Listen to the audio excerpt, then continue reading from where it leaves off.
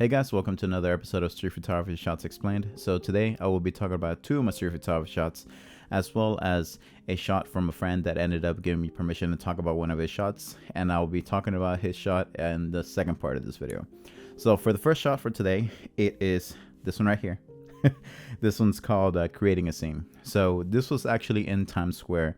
So what I wanted to do here is that I wanted to find a foreground, and as long as I waited and positioned myself in different angles trying to find like the perfect angle to take this shot, I wasn't able to find any foreground to capture people walking right next to that light American flag and everything.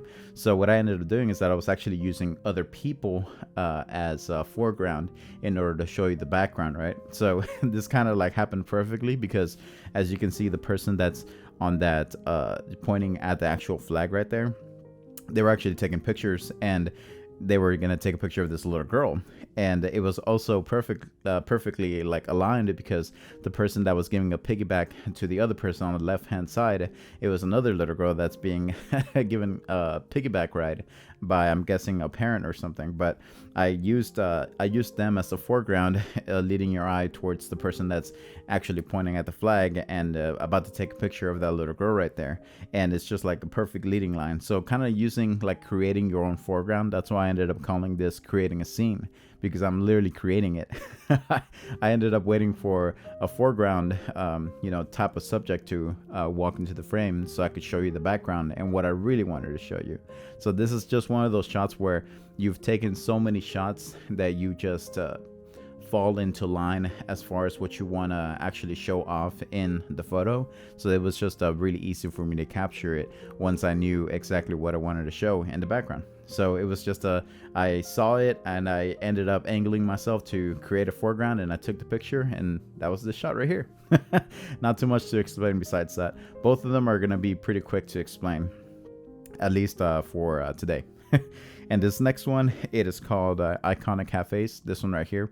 So at Central Station in New York City, there's a bridge in front of it, and this bridge leads on, I can't remember what street it is, but it ends up leading towards not a main street, but a side street in New York City. And right below that bridge is this cafe, and it's called Central Cafe. So I actually ended up doing a photo shoot there and using that as a background. But what caught my eye was that everything behind it is like completely dark. You can't really see inside the cafe. It's almost like the shadow of the bridge is causing a shadow to where you can't see inside of the cafe at all.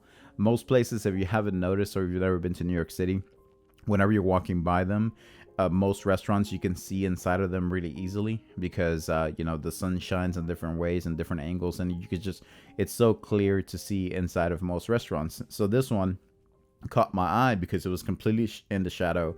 You couldn't see inside whatsoever, and the Central Cafe was just like popping at me.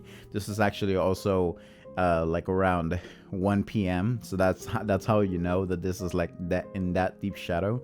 So whenever I saw that, I was like, ooh, that catches my eye. I automatically got closer to it.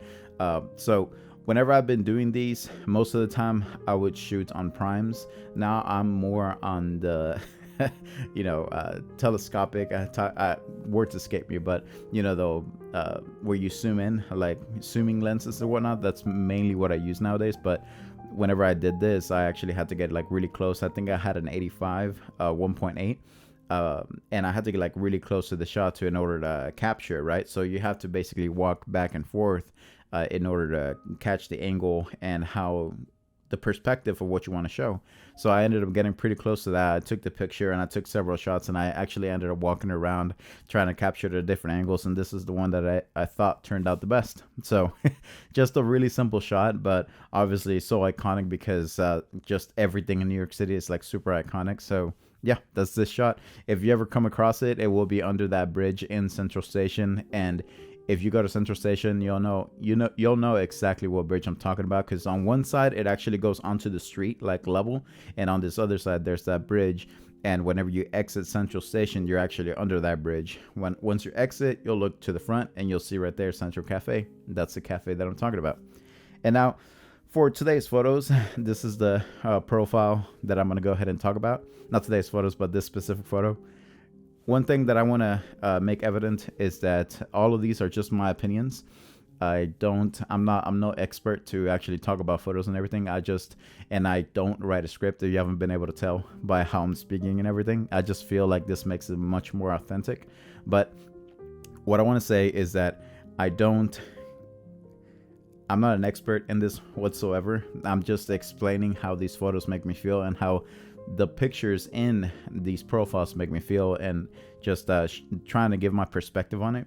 But this one right here, it is called Natural Portrayals of Existence, this shot right here. So before I talk about this shot, I do want to say that what I like about his photography a lot is that whenever you go and you see his profile pictures and everything, you're always like trying to find a subject whenever you look at a photo, right? Well, this photographer makes it like super easy to find a subject, because whenever you take a picture of a building, you'll take a picture of a building, you'll capture the whole building, and like, oh, this is what I want to show off, either at an angle from the bottom or an angle from the side or whatnot. But what he does is like completely different, because he actually just like gets close to a specific side of the building that he actually wants to show off. And what really makes you think about it is the captions that he gives each one of these pictures. Like for this picture, it's called Natural Portrayals of Existence. Whenever you see the three subjects on the side, and then you see that he cut it from, I'm guessing this is like a side of a building, that he ends up cutting the image, and he shows you three subjects on the left hand side. But then the name of it, Natural Portrayals of Existence, it's just like, it's so deep. It just really, really makes you think about the shot and what he's trying to say with this shot. And he does this for every single one of his photos. He'll like add a title to it that really makes you think in depth of what he is trying to say in his art. And for this one specifically, what I like about it is that the center figure is like lit it up a little more. I don't know if it's the light or if it's some type of fix on Lightroom, but you'll find like my eye specifically went straight for that subject right in the middle. And then I ended up seeing that, and then I ended up finding the two subjects on the side like right after that. But then it says Natural Portrayals of Existence, like literally just a day-to-day life. I'm guessing this is some type of transportation platform or something like that. I can't really tell what it is, but what I'm getting from this is just trying to capture what people deal with, and the things that people do on a daily basis. And it's so deep, especially whenever you name it like that, like something as deep as Natural Portrayals of Existence. It resonates with the actual image like really, really well. But if you actually, what I want you to do though is go through a lot of his pictures and see what the titles of these pictures are. I'm only going to show this one picture because I want you to go to his shots and actually get a feeling for what he's trying to say with every single one of these shots. But you'll see that he gets really close to what he actually wants you to see, and you don't have to find it. Like you automatically, like when you look at the photo, you automatically find what he's talking about, because he'll either get really close and show you the specific thing, or everything else will be darker, and he'll show you exactly what he wants to show you. You can find it really, really easily. So definitely go to his profile, check out his work. I really like his work. It's definitely an inspiration, because I kind of do the same thing. I'm not like 100% like him or anything like that, but I also name my shots depending on what I want to say with my actual photo. And that's what I really, really like about his shots, that it's just it finds a deeper meaning with the title on what he's trying to say. And that is basically the shot right here. Definitely go ahead and check out all of his photos, and see what it makes you feel and how it makes you feel, and just take it in and live in the moment. Trying to figure out what it means to you specifically. But yeah, that's the photos that I want to go ahead and talk about today, guys. And thank you for tuning in. I'll go ahead and talk about another person's photo, specifically one photo in this next video, and I'll go ahead and talk about the shots that I upload within the next 2 days. But again, thanks for tuning in, guys, and I'll go ahead and catch you guys next time.